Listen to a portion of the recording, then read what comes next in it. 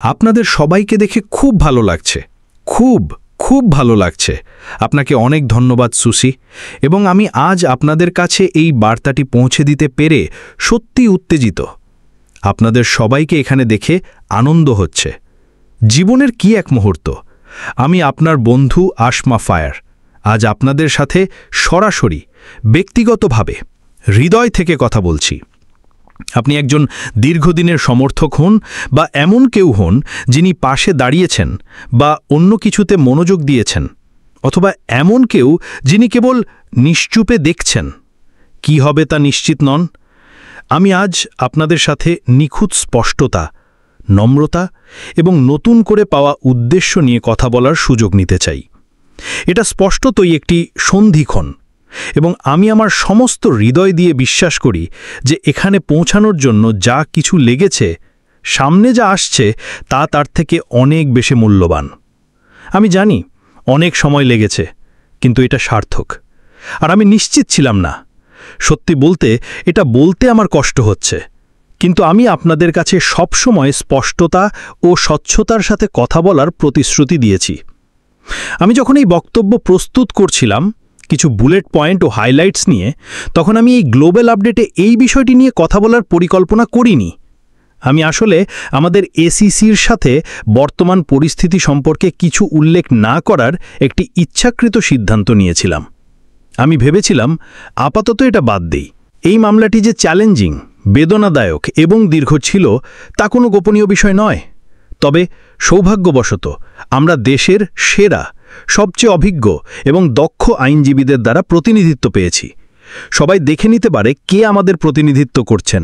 এর চেয়ে ভালো দল হতে পারত না, এবং আমার নির্দেশনা অনুযায়ী তারা দৃঢ়ভাবে মামলাটি রক্ষা করেছে। কিন্তু এতে আমাদের মূল লক্ষ্য থেকে সময়, মনোযোগ এবং সম্পদ সরে গেছে। তবে আমি আপনাদের জানাতে বাধ্য, আমি সাম্প্রতিক অগ্রগতিতে খুব উৎসাহিত।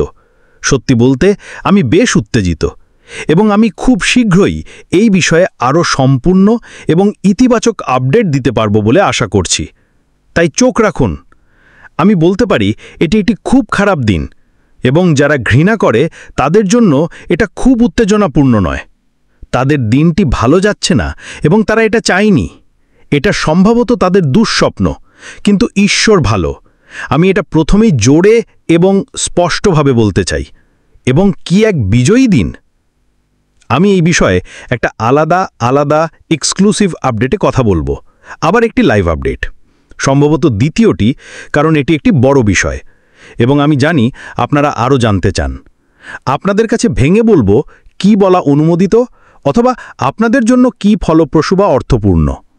কিন্তু আমি বরং আমার প্রাথমিক পরিকল্পনায় ফিরে যেতে চাই এবং আজ আপনাদের কাছে যে কয়েকটি বিষয় শুনতে চান সেগুলোর কথা বলতে চাই।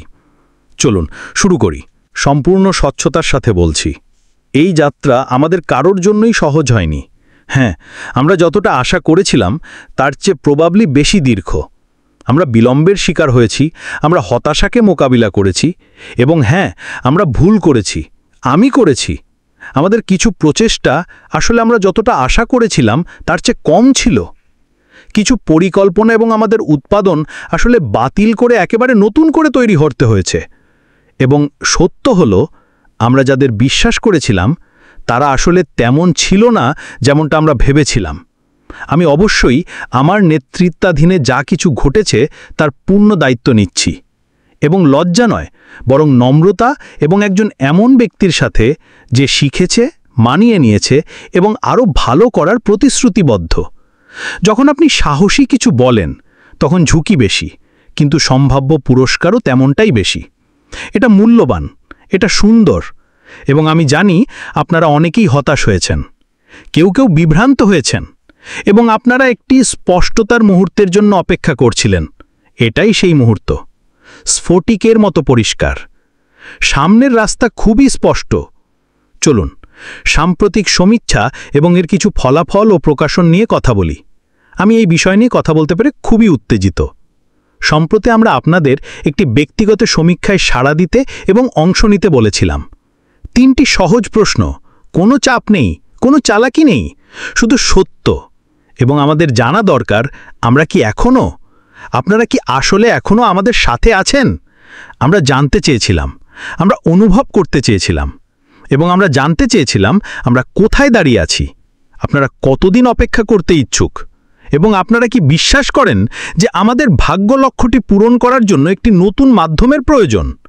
এখন আমি আপনাদের বলি কি জানতে পারলাম এবং আমার মাথায় কি চলছিল। আমি আপনাদের সাথে সেই ব্যক্তিগত চিন্তাটা শেয়ার করতে যাচ্ছি। আমার 3টে পূর্বাভাস ছিল। আমি দলকে এবং যারা আমার সাথে পর্দার পিছনে কথা বলছিলেন তাদের বলেছিলাম, আমার 3টে পূর্বাভাস আছে।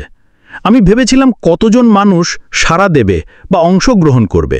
আমি একটা কম পূর্বাভাস দিয়েছিলাম এবং একটা কিছুটা মাঝারি মান্টের, এবং আমি যেটা ভেবেছিলাম সম্ভবত খুবই আশাবাদী। ছোট, মাঝারি, বড়, 3 গুণ বেশি বড়। হতবাক।